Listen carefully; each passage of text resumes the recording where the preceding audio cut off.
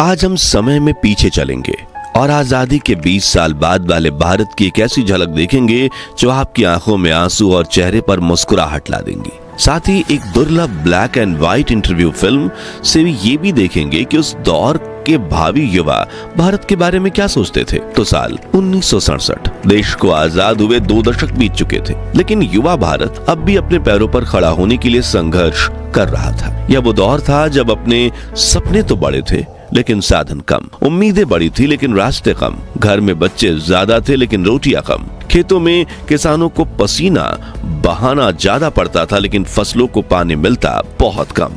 मगर मुश्किल चाहे जितनी भी हो, भारत एक ऐसा देश है जिसने हार मानना कभी सीखा ही नहीं। इस दौर में भी हर दिल में उम्मीद की एक लौ जल रही थी। जब लोग कम में भी खुशी ढूंढ निकालते थे, जब सादगी में भी अपनापन था, जब कठिनाई के बावजूद लोग हंसना मुस्कुराना नहीं बोलते थे।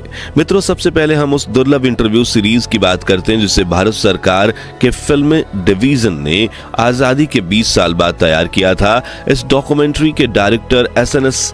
शास्त्री ने 1947 में जन्मे उन युवाओं का इंटरव्यू लिया जो ठीक उसी समय 20 साल के थे जब हमारा देश भी 20 साल का हो रहा था। यहाँ इन युवाओं से भारत में उनके भविष्य, उनकी जरूरतें और देश प्रेम को लेकर कई सवाल पूछे गए और इस दुर्लभ वीडियो को देखकर हम ये अंदाजा लगा सकते हैं कि 60 के दशक का भारत कैसा दिखता था।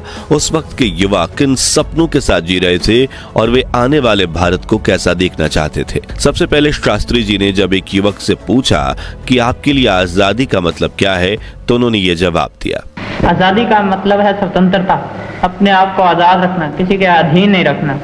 हम जो काम कर सके अपनी मर्जी से कर सकते हैं। मित्रों, ये वो दौर था जब देश के लोग खुली हवा में सांस लेना सीख रहे थे, क्योंकि 200 सालों की गुलामी और संघर्ष के बाद अपने लोकतांत्रिक देश में अपनी मर्जी से जीना उनके लिए किसी सपने से कम नहीं था।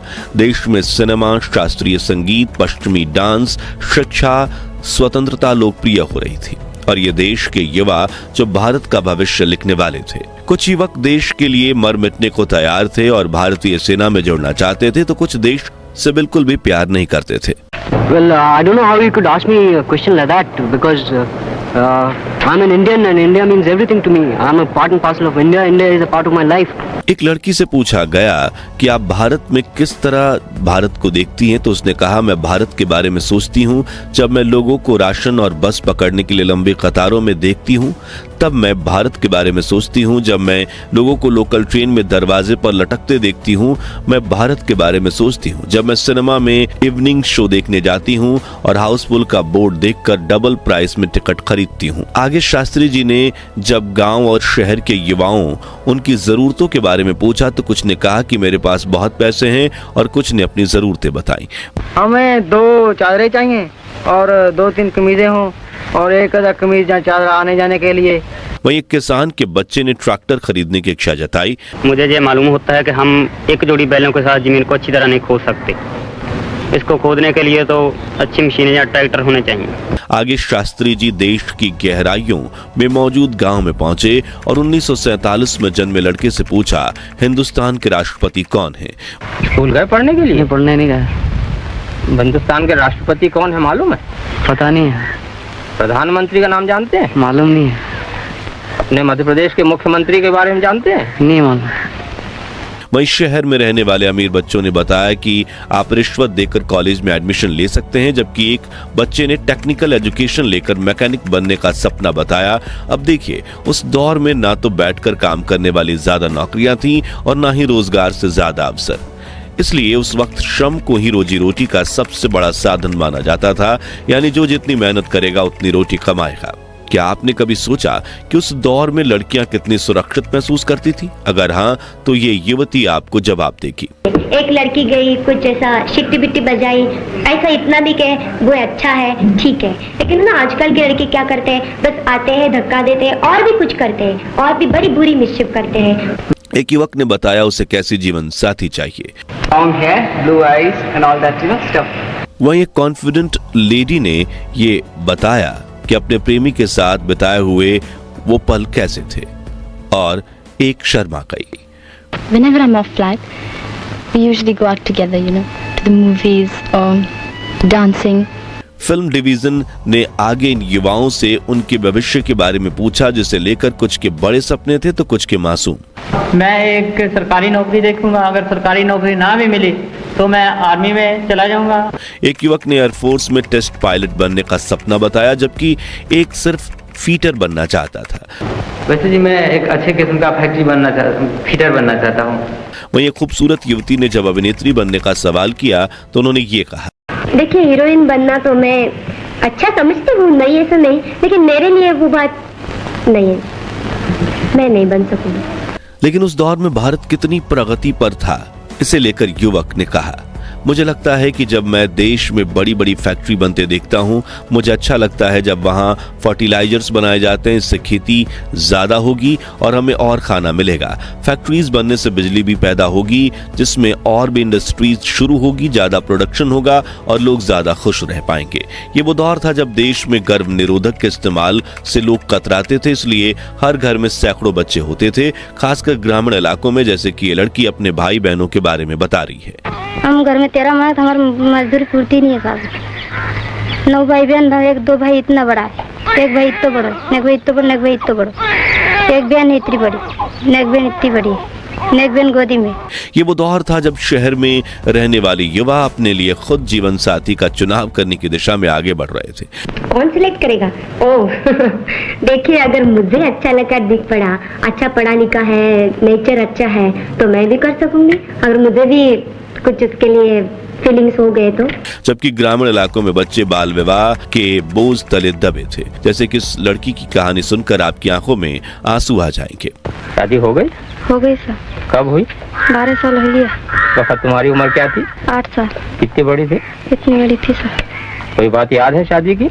नहीं है साहब, अच्छा खाने मिला था, मिठाई, अच्छा कपड़ा मिले थे। बाल विवाह और बढ़ती आबादी के अलावा नया भारत उस वक्त कई चुनौतियों के साथ लड़ रहा था, जैसे कि भूख और गरीबी की मार। 1960 के दशक में खेती पूरी तरह से बारिश पर निर्भर थी।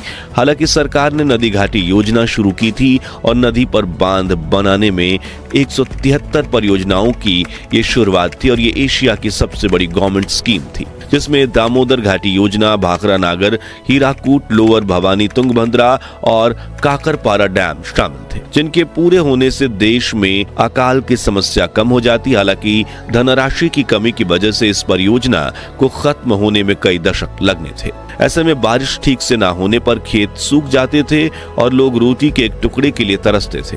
एक समय पर तो हालात इतने खराब हो गए थे कि भारत को अमेरिका से PL 480 स्कीम के तहत गेहूं आयात करना पड़ा था और गांव में लोगों को 2 वक्त की रोटियां मिलना मुश्किल थी। इसके अलावा जब देश में जेब में डिग्री लेकर लाखों युवा नौकरी के लिए भटकते थे, क्योंकि शिक्षा का मतलब सिर्फ पढ़ाई थी, स्किल्स और ट्रेनिंग पर ध्यान नहीं दिया जाता था। वहीं उस दौर में अस्पतालों की भारी कमी थी, गांव में डॉक्टर मिलना मुश्किल था और कई बीमारियों का इलाज झोलाछाप डॉक्टरों से ही कराया जाता था। पोलियो, मलेरिया और टीबी जैसी बीमारियां लाखों लोगों की जिंदगी निकल रही थी, लेकिन देश में मेडिकल सुविधाएं बेहद सीमित थी। परंतु ये नया भारत था जहां समस्याएं तो थी, लेकिन उनसे लड़ने की हिम्मत और उम्मीद भी कुछ कम नहीं थी। जी हाँ, 1960 का दशक भारत के लिए एक नए सफर की शुरुआत थी।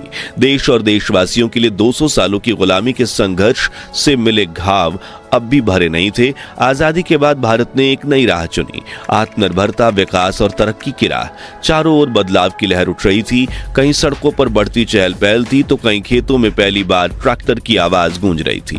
गांव में अब मिट्टी के घर और लालटेन की रोशनी थी, जबकि शहरों में बिजली के बल्ब टिमटिमा रहे थे।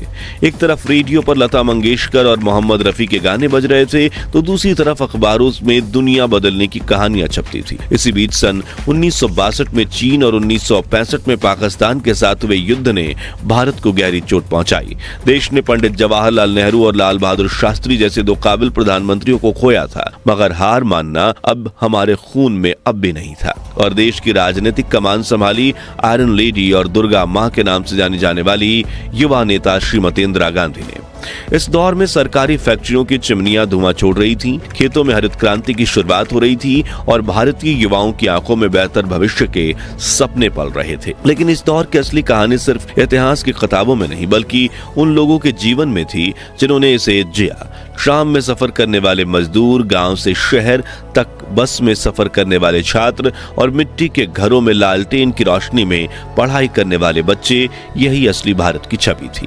शहरों में बच्चे सड़कों पर गिल्ली डंडा खेलते थे तो गांव में मेला लगना किसी त्योहार से कम नहीं था। रेलवे स्टेशन पर कुली की आवाज, गलियों में बजते रामायण के भजन और शाम होते ही नुक्कड़ों पर बहस करते लोग, ये सब 60 के दशक के भारत की यादगार झलक थी। इस दौर के लोग सपने तो देखते थे लेकिन उन्हें पूरा करने की जिद भी रखते थे।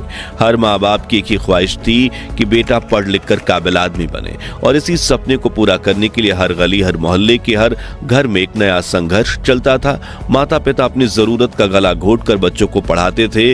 उनके इसी बलिदान ने न सिर्फ बच्चों को बेहतर भविष्य देने का काम किया बल्कि नए युवा भारत के भविष्य की भी एक नई तकदीर लिखी। तो आज के लिए बस इतना ही।